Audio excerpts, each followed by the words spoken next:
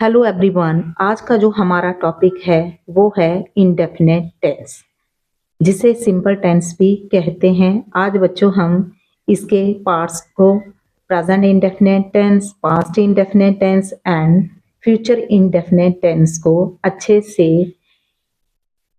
Discuss करेंगे और in future आपके जो भी इंडेफिनेट टेंस से रिलेटेड जितने भी कंसेप्ट्स हैं वो अच्छे से क्लियर हो जाएंगे। अब बच्चों सबसे पहले ये देखते हैं कि इंडेफिनेट टेंस में किस तरह के सेंटेंसेस का यूज किया जाता है। तो बच्चों इंडेफिनेट टेंस में रूटीन वर्क के और जो हैबिट्स है हमें काम करने की, जो भी हम किसी काम को करते हैं उनको करने की हैबिट्स है, उस तरह के जो सेंटेंसेस है इंडेफिनेट टेंस में यूज किए जाते हैं। तो सबसे पहले हम डिस्कस करते हैं प्रेजेंट इंडेफिनेट टेंस। तो बच्चों ये जो प्रेजेंट इंडेफिनेट टेंस है इसमें हम कैसे सेंटेंसेस लेते हैं, जो रूटीन वर्क आप डेली करते हैं।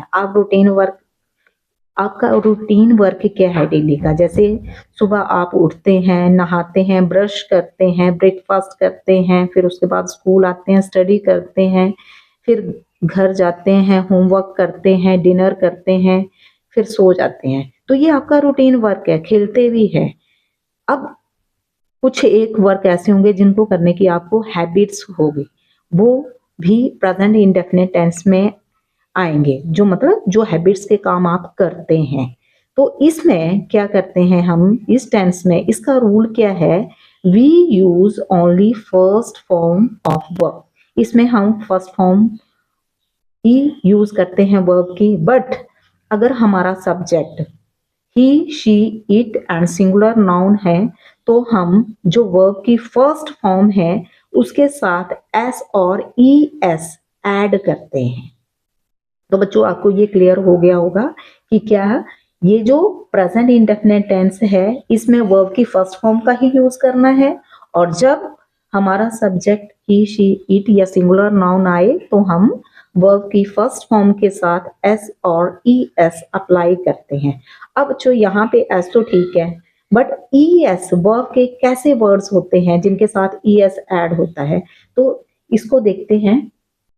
अगर बच्चों जो हमारे जो वर्ब के जो वर्ड्स है अगर वो एंड हो रहे हैं ओ से, एस से, एस एच से, सी एच से और एक्स, तो हम जो वर्ब की फर्स्ट फॉर्म है उसके साथ ई एस का यूज करते हैं।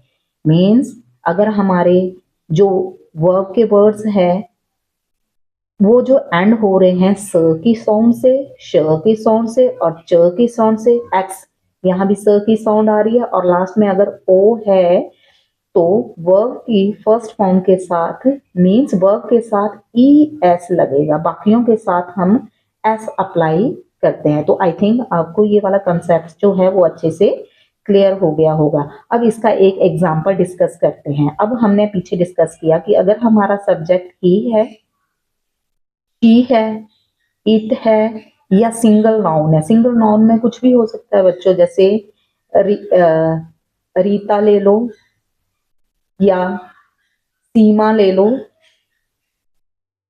अगर इसके बाद जैसे ही, शी, इट, रीता, सीमा, यहां लिखा है सर्च, सर्च, तो वर्ब की फर्स्ट फॉर्म के साथ एस या ई एस अप्लाई करनी है, बट यहाँ पे लास्ट में क्या है, च की साउंड है तो ई एस लगेगा। अगर ही, शी, इट या ये सिंगल नाउन लिखा और लास्ट उसके बाद लिखा गो टू स्कूल, तो गो नहीं लिखना है, गो, लास्ट में ओ लग रहा है तो यहाँ पे ई एस अप्लाई करना है। तो आई थिंक ये आपको अच्छे से समझ आ गया होगा कि किन वर्ब के वर्ड्स के साथ ई एस लगना है।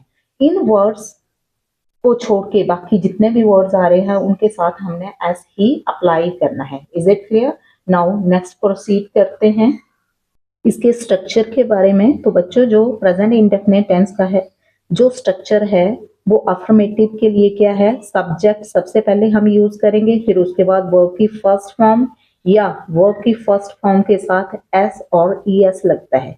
अब वर्ब की फर्स्ट फॉर्म के साथ एस और ई एस कब अप्लाई करना है, जब हमारा सब्जेक्ट क्या होगा, he, she, it and singular noun.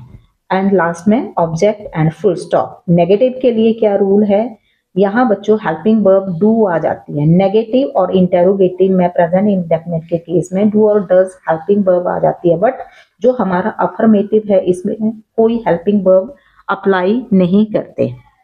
इसमें क्या है, सब्जेक्ट प्लस डू और does plus not plus verb की फर्स्ट फॉर्म प्लस ऑब्जेक्ट। अब यहाँ पे डज कब लगना है, जब हमारा subject he, she, it and singular noun है। अगर इसको छोड़ के जितना भी हमारे सब्जेक्ट्स है, चाहे प्लूरल है, तो उनके साथ हम डू अप्लाई करेंगे। अब इंटेरोगेटिव केस में डू और डज का यूज करेंगे प्लस सब्जेक्ट प्लस वर्ब की form first form plus object and last में साइन ऑफ इंटेरोगेशन। अब इसके थोड़े से एग्जाम्पल बच्चों डिस्कस कर लेते हैं। जैसे आई टॉक वर्ब की फर्स्ट फॉर्म लगी सिंपल के लिए, जो हमारा अफर्मेटिव सेंटेंस है आई टॉक। अब इसको नेगेटिव में कन्वर्ट करना है तो आई डू नॉट टॉक। अब इसको इंटेरोगेटिव में कन्वर्ट करना है तो डू आई टॉक, लास्ट में साइन ऑफ इंटेरोगेशन लगाना है। अब इसके बाद अगर हमारा सब्जेक्ट ही है, शी है, इट है या सिंगुलर नाउन है तो हम लिखेंगे टॉक्स। क्लियर। अब नेगेटिव केस में क्या करेंगे, अगर हमारा सब्जेक्ट ही, शी, इट या सिंगुलर नाउन है तो does not talk. He does not talk, she does not talk, it does not talk, या किसी का नेम है, जैसे मान लो नेम है शानवी, तो शानवी डज नॉट टॉक। तो आई थिंक बच्चों ये आपको एग्जाम्पल अच्छे से क्लियर हो गया होगा। अब नेक्स्ट जो हमारा टेंस है उसको डिस्कस करते हैं। नेक्स्ट है पास्ट इंडेफिनिट टेंस, जिसे सिंपल पास्ट टेंस भी कहते हैं। इसमें जो हमने रूटीन वर्क कर लिया, डेली का जो आप काम करते हैं, जो कर लिया आपने, उन वर्ड्स को यूज, मतलब उन वर्ड्स को उस सेंटेंस को बोलने के लिए हम पास्ट इंडेफिनिट का यूज करते हैं। जैसे मैंने खाना खा लिया तो आई, इसमें क्या करते हैं, जैसे we use second form of verb, I ate the food, मैंने खाना खा लिया, मीन्स वर्ब की इस टेंस में क्या करते हैं हम, we use second form of the verb. अब बच्चों इसके स्ट्रक्चर के बारे में डिस्कस करते हैं। जैसे हमारा प्रेजेंट इंडेफिनिट टेंस का था, उसमें हम क्या करते थे, वर्ब की फर्स्ट फॉर्म का यूज करते थे। सब्जेक्ट, अफर्मेटिव केस में सब्जेक्ट फिर वर्ब की फर्स्ट फॉर्म आती थी। अब इस केस में सब्जेक्ट प्लस वर्ब की second form plus object and full stop. अब यहाँ पे अफर्मेटिव केस में कोई हेल्पिंग वर्ब का यूज नहीं करना है, जैसे सिंपल प्रेजेंट टेंस में किया था। अब नेगेटिव केस में सब्जेक्ट फिर उसके बाद डिड नॉट का यूज करना है। वहां पे जो दूसरा फर्स्ट नंबर वाला टेंस था प्रेजेंट इंडेफिनिट का, उसमें डू नॉट या डज नॉट का यूज किया था। अब यहाँ पे डू की सेकेंड फॉर्म आ जाएगी डिड, तो इसमें क्या करना है, डिड नॉट का यूज करना है plus verb first form and object. Interrogative case में डिड का यूज पहले करना है plus subject plus verb first form plus object and sign of interrogation.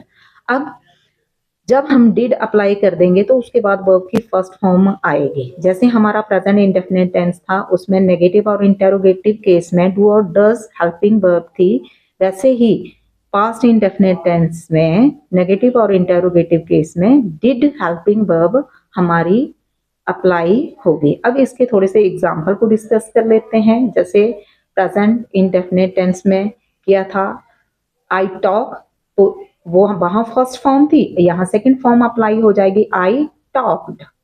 And negative case में I did not talk, did लग गया तो वर्ब की फर्स्ट फॉर्म यूज करनी है। कई बार आपको एग्जाम में पूछ लिया जाता है कि change into negative, I talked change into negative, तो आपने पहले तो ये देखना है कि कौन सा टेंस है। ऐसा टेंस जिसमें हेल्पिंग वर्ब नहीं है, सिंपल में हेल्पिंग वर्ब नहीं है बट वर्ब की सेकंड फॉर्म का यूज किया है, that means that is the past indefinite tense. ऐसा तो इसको नेगेटिव में कन्वर्ट करने के लिए आपने डिड का यूज करना है। ये आपने स्ट्रक्चर को अच्छे से देख लेना है कि पास्ट इंडेफिनिट टेंस का स्ट्रक्चर कैसा है, ये अंडरस्टैंड कर लेना है कि जो हमारा प्रेजेंट और पास्ट इंडेफिनिट टेंस होता है उसमें सिंपल केस में कोई हेल्पिंग वर्ब का यूज नहीं किया जाता है। सिंपल टेंस के लिए फर्स्ट फॉर्म और जो सिंपल मतलब जो प्रेजेंट इंडेफिनिट का सिंपल जो अफर्मेटिव सेंटेंस है उसके लिए फर्स्ट फॉर्म का यूज किया जाता है, और पास्ट इंडेफिनिट में जो अफर्मेटिव जो सेंटेंस है उसमें वर्ब की सेकंड फॉर्म का यूज किया जाता है। तो आपने पहचान लेना, अगर सेकंड फॉर्म हुई है तो पास्ट इंडेफिनिट टेंस, अगर फर्स्ट फॉर्म हुई है कोई हेल्पिंग वर्ब नहीं है देन प्रेजेंट इंडेफिनिट टेंस। अब इसको नेगेटिव में कन्वर्ट करेंगे तो आई डिड नॉट टॉक, यहाँ हेल्पिंग अब वर्ब की फर्स्ट फॉर्म अप्लाई करनी है क्योंकि डू के ऊपर सेकंड फॉर्म अप्लाई हो गई है। अब इंटेरोगेटिव में कैसे कन्वर्ट करना है, डिड आई टॉक। तो आई थिंक बच्चों आपको ये जो सिंपल पास्ट टेंस है वो अच्छे से क्लियर हो गया होगा। अब देखो ये जो हमारा टेंस है ये क्या है, रूटीन वर्क के जो सेंटेंसेस है उससे रिलेटेड है। देखो प्रेजेंट में वो सेंटेंसेस आएंगे जिनको करने जो हम डेली करते हैं, पास्ट में वो आएंगे जो हमने कर लिए रूटीन वर्क के वो सेंटेंसेस जो कि रूटीन वर्क हमने कर लिया है। अब यहाँ पे डिफरेंस क्या है दोनों में, प्रेजेंट इंडेफिनिट और पास्ट इंडेफिनिट टेंस में। यहाँ अफर्मेटिव केस में यहाँ भी कोई हेल्पिंग वर्ब नहीं है, यहाँ भी कोई हेल्पिंग वर्ब नहीं है, यहाँ वर्ब की फर्स्ट फॉर्म अप्लाई हो रही है, यहाँ वर्ब की सेकंड फॉर्म अप्लाई हो रही है। अब नेगेटिव और इंटेरोगेटिव केस में हेल्पिंग वर्ब लग रही है, यहाँ डू और डज नॉट, डू और डज नेगेटिव और इंटेरोगेटिव केस में, और यहाँ पे डिड लग रही है। तो आई थिंक बच्चों ये जो आपको टेंस है present indefinite past indefinite tense ये अच्छे से क्लियर हो गया होगा। अब नेक्स्ट चलते हैं हम फ्यूचर इंडेफिनिट टेंस पे। फ्यूचर इंडेफिनिट टेंस को सिंपल फ्यूचर टेंस भी कहते हैं। अब इसमें हेल्पिंग वर्ब अप्लाई करेंगे विल और शैल। अब शैल कब यूज किया जाता है, जब हमारा सब्जेक्ट आई एंड वी होगा देन बी अप्लाई शैल। ओके, अब इसके और बाकी जो बचे ही शी इट वट जो भी हमारा सब्जेक्ट होगा उसके साथ हम विल का ही यूज करेंगे। अब अफर्मेटिव के लिए क्या रूल है, इसमें सबसे पहले सब्जेक्ट आएगा, फिर उसके बाद विल या शैल, फिर वर्ब की first form and object. Negative में सब्जेक्ट विल और शैल, फिर उसके बाद not verb first form and object. Interrogative case में will and shall plus subject plus verb की first form and object, last में साइन ऑफ इंटेरोगेशन लगाना है। अब ये जो हमारा सिंपल फ्यूचर टेंस है उसमें कैसे सेंटेंसेस आएंगे, जो रूटीन वर्क आप लोग करेंगे, अभी करने को बचे हैं दिन के जो रूटीन वर्क आप करेंगे वो जो सेंटेंसेस है वो इसमें आएंगे। अभी जैसे आप वीडियो देख रहे हैं इसके बाद जो रूटीन वर्क आप क्या करेंगे, तो जैसे अभी आपको आप डिनर करेंगे, you will take your dinner. तो नाउ इसके थोड़े से एग्जाम्पल को डिस्कस कर लेते हैं। जैसे यहाँ पे अगर आई और वी हमारा सब्जेक्ट है, अफर्मेटिव के लिए देखते हैं, आई एंड वी हमारा सब्जेक्ट है तो हम क्या करेंगे, शैल, आई शैल टॉक। अब interrogative case I shall not talk, और सॉरी नेगेटिव केस के लिए आई शैल नॉट टॉक, और इंटेरोगेटिव में हेल्पिंग वर्ब पहले आ जाती है, शैल आई टॉक। अब इसके अलावा अगर हमारा सब्जेक्ट कुछ भी हुआ तो उसके लिए हम क्या लिखेंगे, क्या अप्लाई करेंगे, हेल्पिंग वर्ब विल। इसका और एग्जांपल देख लेते हैं। जैसे अफर्मेटिव में he will write a letter, that is the object, he will. Negative में he will not write a letter, interrogative में will he write a letter. तो अगर हमारा सब्जेक्ट जो है आई और वी को छोड़ के कुछ भी हुआ तो आपने क्या करना है, विल ही अप्लाई करना है फ्यूचर इंडेफिनिट टेंस में। तो आई थिंक बच्चों आपको ये इंडेफिनिट टेंस कंप्लीट अच्छे से समझ आ गया होगा। आपने नोट्स बनाने के लिए इस पेज का स्क्रीनशॉट ले लेना है और साथ में इस चैनल को सब्सक्राइब कर लेना है, शेयर करना है, लाइक करना है, कमेंट करना है कि आपको समझ आया कि नहीं आया। अब इस तरह की वीडियो देखने के लिए आपने बेल आइकन को भी प्रेस करना है ताकि आने वाली वीडियोस की जो नोटिफिकेशन है आपको सबसे पहले मिल पाए। So thanks for watching.